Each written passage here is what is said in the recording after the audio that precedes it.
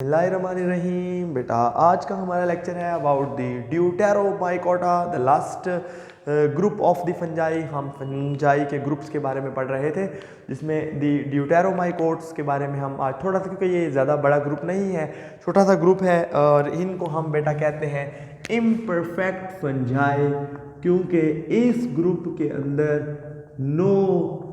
No sexual reproduction, इनके अंदर कोई मैकेनिज्म नहीं है। लेकिन एक चीज़ है, वो मैं अभी आपको बताता हूँ। So there is no sexual reproduction in this group. असल में this group is formed by the, हम कहेंगे, एक्सेप्शंस ऑफ अदर ग्रुप्स। यानी बाकी जो फंजाई के ग्रुप हैं, दी एस्कोमाइकोटा, जाइगोमाइकोटा एंड दी बेसिडियोमाइकोट्स या माइसीड्स, उन ग्रुप्स में जो फिट नहीं आता, यानी जिसके अंदर सेक्सुअल रिप्रोडक्शन अवेलेबल, यानी उसमें नज़र नहीं आती, वो इसके अंदर आ जाता है। ठीक है।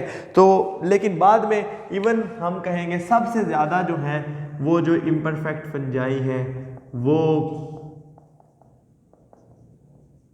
सबसे ज़्यादा इम्परफेक्ट फंजाई वो बेसिकली एस्कोमाइसीड्स से मिलते हैं, सबसे ज़्यादा उनमें है। और अगर मतलब नो सेक्सुअल रिप्रोडक्शन तो वो इम्परफेक्ट फंजाई बन जाता है। अगर वापस उसमें सेक्सुअल रिप्रोडक्शन नज़र आ जाए तो वो वापस अपने रिस्पेक्टिव ग्रुप में चला जाता है, जाइगोमाइसीड्स में या जिधर भी जाना हो। किसी दौर में तो ये चीज़ देखी जाती थी, लेकिन अब ऐसा नहीं होता। अब बेटा अब जेनेटिक जो सीक्वेंसिंग है, जीन सीक्वेंसिंग है, डीएनए जो मॉलिक्यूलर टेक्निक्स हैं, वो इतनी एडवांस्ड हैं कि अब हम अंदाज़ा लगा सकते हैं। इवन आप यहाँ तक सोचें कि ह्यूमन के कौन से जीन्स, ह्यूमन आँख के कौन से जीन ऐसे हैं जो बैक्टीरिया में भी हैं। हालांकि बैक्टीरिया में आँख नहीं होती, इंसेक्ट्स में आँख दूसरी तरह की होती है, लेकिन उनमें भी वो जीन्स के वही ग्रुप्स अवेलेबल हैं, जिनको PAX6 कहते हैं। आप पढ़ेंगे कभी ज़िंदगी में। बताने का सिर्फ मकसद ये है कि अब एडवांस टेक्निक इतनी ज़्यादा आ गई है कि अब इस यानी सेक्सुअल रिप्रोडक्शन के ऊपर इतना ज़्यादा वो नहीं किया जाता इन्हिसार। चाहे सेक्सुअल रिप्रोडक्शन अवेलेबल हो, उस ग्रुप में नज़र आए या ना आए, उसको DNA की बुनियाद के ऊपर उसके रिस्पेक्टिव ग्रुप में डाल दिया गया। इसलिए ये इम्परफेक्ट फंजाई अब एक छोटा ग्रुप है। सही है। और ये वो फंजाई हैं जिनमें सारी खुसूसियात फंजाई की भी नहीं पाई जाती। एक बात तो ये हो गई। दूसरी बात, एक एक्स्ट्रा बात है। देखिए बेटा, अगर आप देखें तो सेक्सुअल रिप्रोडक्शन, चलो उसके अंदर वो मेल और फीमेल मेटिंग टाइप या 1 मेटिंग टाइप, 2 मेटिंग टाइप या न्यूक्लियाई की फ्यूजन, वो चलो स्टेप्स तो होते ही होते हैं। अगर वो इम्परफेक्ट फंजाई में नहीं होते, लेकिन फिर भी इनमें एक चीज़ होती है जिसको हम कहते हैं पैरासेक्सुअलिटी। क्या कहते हैं? पैरासेक्सुअलिटी। पैरासेक्सुअलिटी का मतलब ये होता है कि अगर ये एक हाइफी है फंगस का, ठीक है, और उसमें बहुत सारे न्यूक्लियाई हैं फ़र्ज़ किया, या इवन वो सेप्टेट भी है, तो वो जो न्यूक्लियाई हैं, the nuclei in the same Haifa,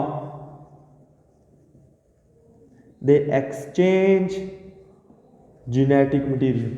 तो जेनेटिक मटेरियल तो चेंज होता है, तो नया कम्बिनेशन तो बन ही जाता है, जिसको हम कहते हैं पैरासेक्सुअलिटी। इसमें डायरेक्ट सेक्सुअल रिप्रोडक्शन ना भी हो, लेकिन ये वाला प्रोसेस इनके अंदर मौजूद होता है।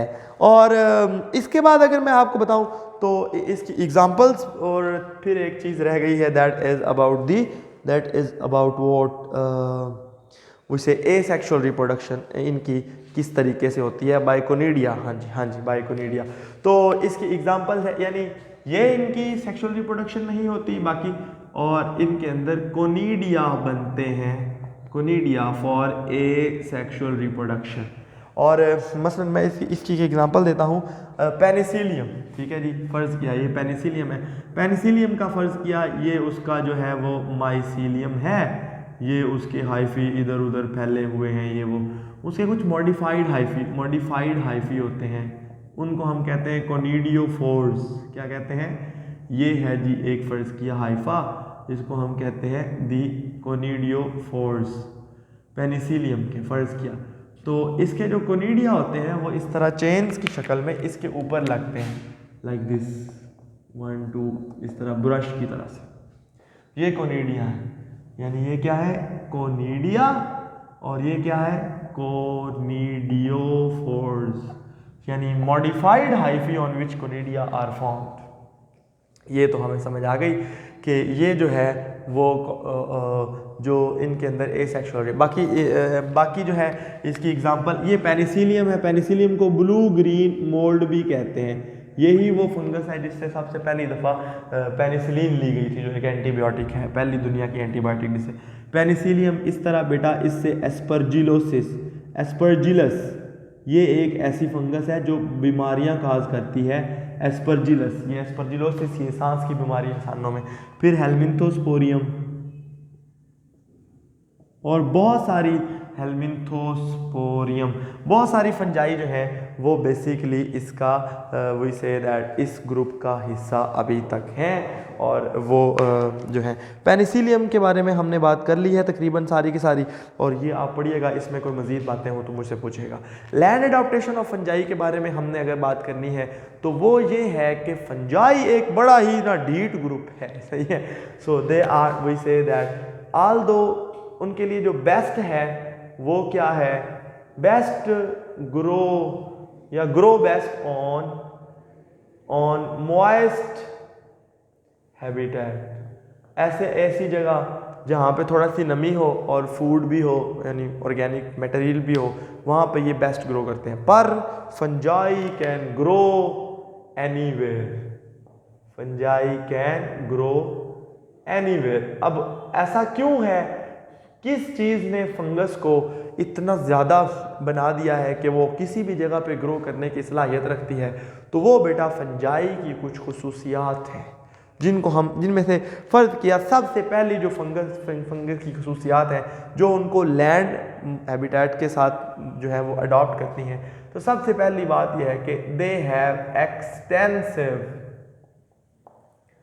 सिस्टम ऑफ हाइफी, और फिर ये जो हाइफी होते हैं ये इतने ज़्यादा दूर दूर तक फैले होते हैं और जहाँ से फूड मिले वहाँ से ले आते हैं।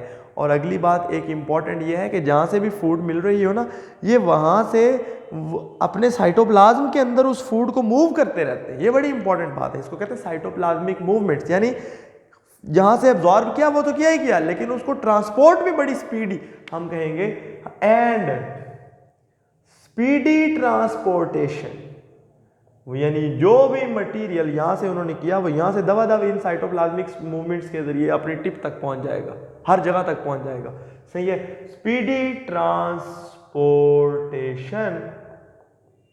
Of absorbed material, absorbed substances, वो आप लिख लीजिएगा, ये बड़ी इंपॉर्टेंट बात है। दूसरे नंबर पे बेटा इनके अंदर होता है काइटिन, और chitin is resistant to decay, बड़ा ढीठ है केमिकल जो इनको कवर करता है, इनकी सेल वॉल का हिस्सा होता है और वो इनको प्रोटेक्शन करता है। इवन पानी भी लॉस नहीं होने देता और इवन दूसरी चीज़ों से भी प्रोटेक्ट करता है, और इवन बहुत सारे एंजाइम्स भी ऐसे हैं जो काइटिन को डिस्ट्रॉय नहीं कर सकते, सही है। इसके अलावा अगर हम बात करें तो they can digest lignin and cellulose, ये सेलुलोज तो चलो बहुत सारे बैक्टीरिया कर लेते हैं, लिग्निन को बहुत कम बैक्टीरिया जो है वो डिग्रेड करते हैं, यानी उसको डाइजेस्ट करते हैं, और फंजाई उसको आराम से डाइजेस्ट करके फिर एब्जॉर्ब करते हैं। तो फंजाई लिग्निन से भी फूड ले सकते हैं, इसका मतलब है कि वो लकड़ी से भी फंजाई जो है वो अपनी खुराक हासिल कर सकते हैं। तो इसलिए ये किसी भी जगह पे यानी इतने ज़्यादा लैंड अडॉप्टेड हैं। उसके अलावा बेटा no need for water, no need of water for sexual reproduction, उसके लिए इनको वाटर की ज़रूरत नहीं होती कि स्पर्म्स ने तैर के जाना या कोई ऐसा medium, there is nothing like that.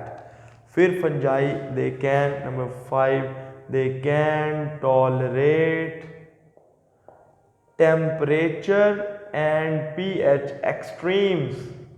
आप ये सोचें कि -5 डिग्री सेंटीग्रेड से लेकर 50 डिग्री सेंटीग्रेड तक फंगस जो है वो ग्रो हो सकती है।